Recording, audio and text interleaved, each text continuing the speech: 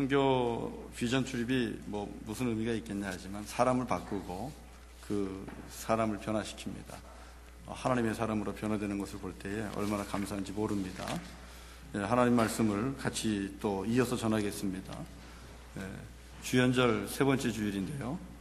성탄절 지나면 아기 예수 우리가 만나죠. 아기 예수가 성장하는 기간은 성경에 잘 나오지 않습니다. 아기 예수가 성장하는 기간은 숨겨져 있습니다. 숨겨져 있다가 그 아기 예수가 나이가 되면서 이제 세상에 나오게 되지요. 세상에 점점 그 아들 예수가, 하나님의 아들 예수가 세상에 이렇게 드러나게 됩니다. 그리고 그들의 사역이 보이게 되고 그것을 통해서 하나님의 사랑이 드러나게 되죠. 그게 주현절입니다. 주님이 나타나는 것입니다. 사도 요한은 그 나타나시는 주님이 누군가, 한마디로 주님이 누구냐 했을 때 그분은 참 빛이다 이렇게 말씀하셨습니다. True Light이다. 예수야말로 이 땅에 오신 빛 중에 빛이다 그렇게 말씀하셨습니다. 그리고 그 빛이 어두움 가운데 비쳤을 때에는 어두움이 빛을 이기지 못했다고 말씀을 하고 있습니다. 예수님이 가는 곳에서 어둠의 권세와 세력들이 물러가고 쫓겨가고 패하는 것을 보게 된 것이죠. 그리고 또 사도 요한은 그 이 땅에 오신 예수님, 그분이야말로 세상 죄를 지고 가는 어린 양, 희생제물로 오신 그분을 보게 된 겁니다.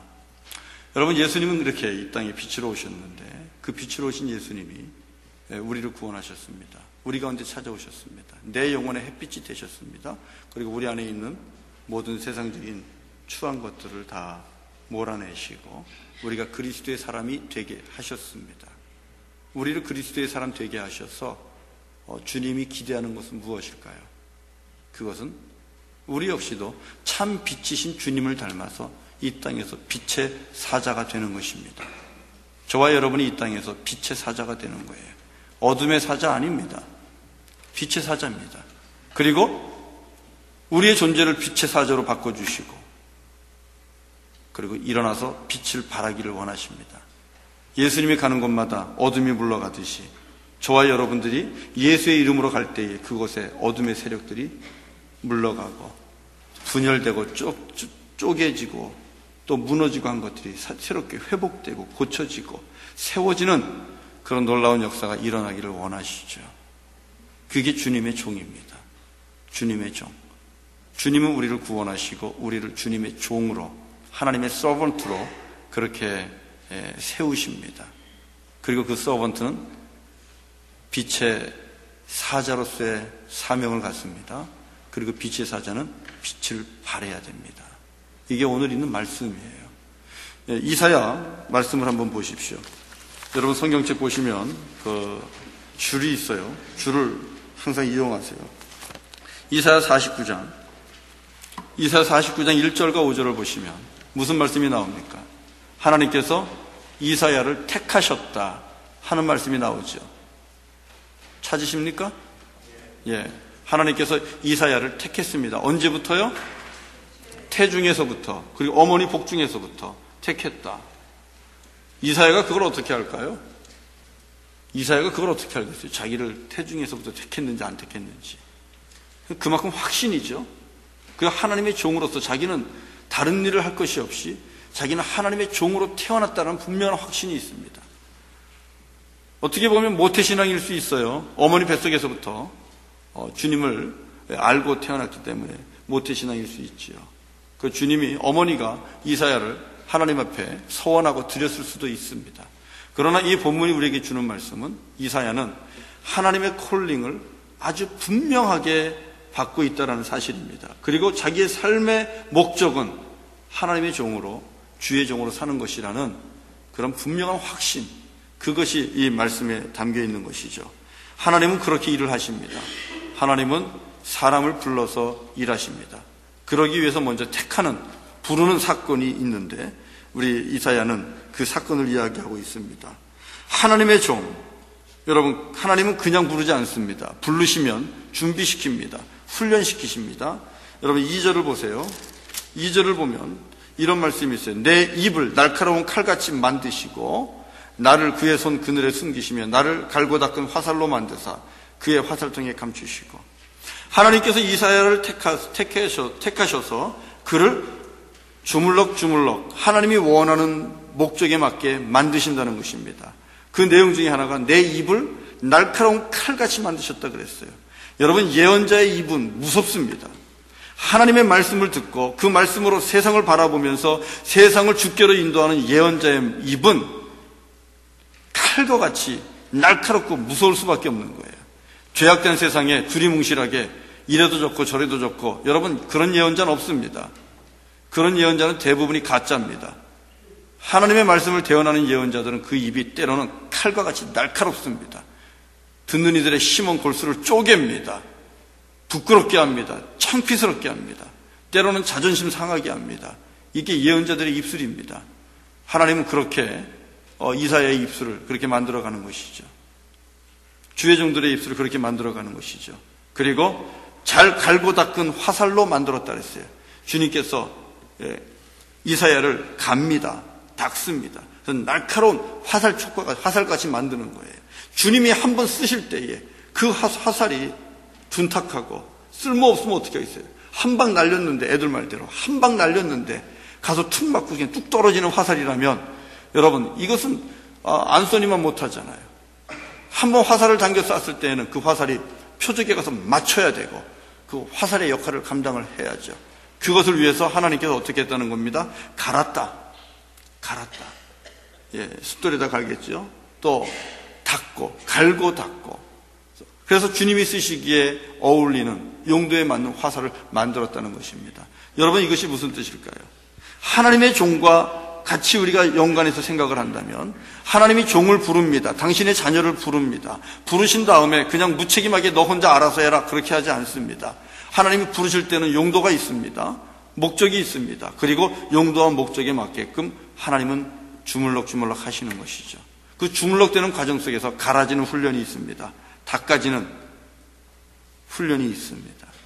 주님의 손에 내어 맡겨야 되는 그런 과정들이 필요합니다. 우리는 그것을 광야 훈련이라고 얘기합니다. 모세도 그런 과정을 거쳤어요. 모세도 광야에서 40년 동안 갈고 닦이는 그런 훈련 과정을 하나님 앞에서 받았어요. 그리고 마침내 이스라엘 백성들을 이끌어내는데 쓰임을 받았다는 사실이죠. 여러분, 기억하십시오.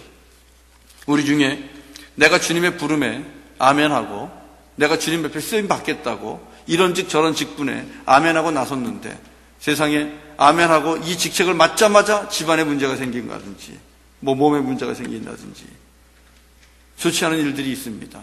고난 가운데 빠질 수 있습니다. 어려운 일에 우리가 부닥칠 수 있습니다.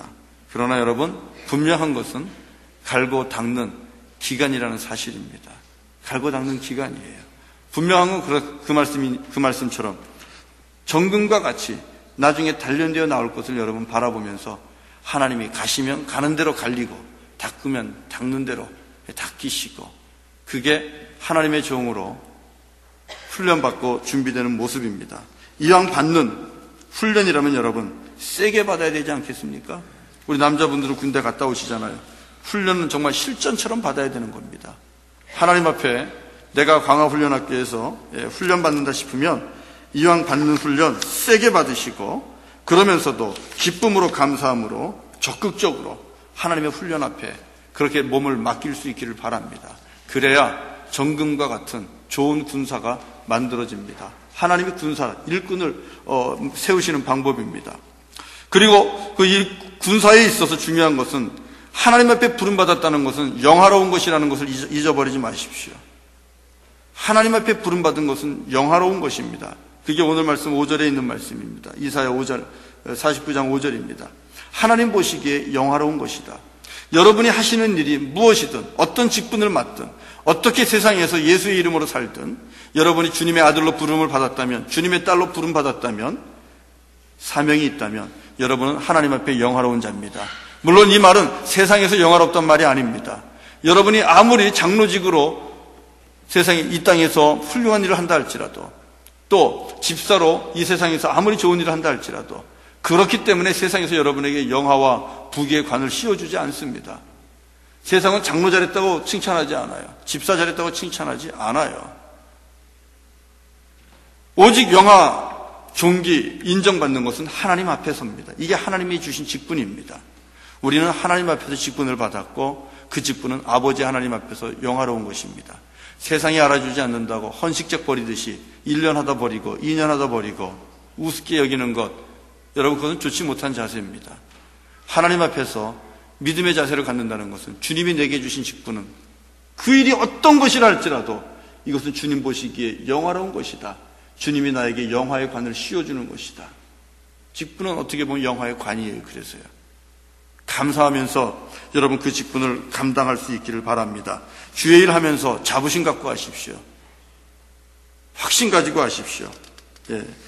스스로 만족하면서 주어진 일을 감당할 수 있기를 바랍니다. 그러면 주님께서 이렇게 영화의 관을 씌워주면서까지 우리의 일을 하나님의 종으로 부르시고 일을 맡겨주시는데 우리에게 맡겨주신 하나님의 동역자들에게 맡겨주신 대사명은 무엇일까요?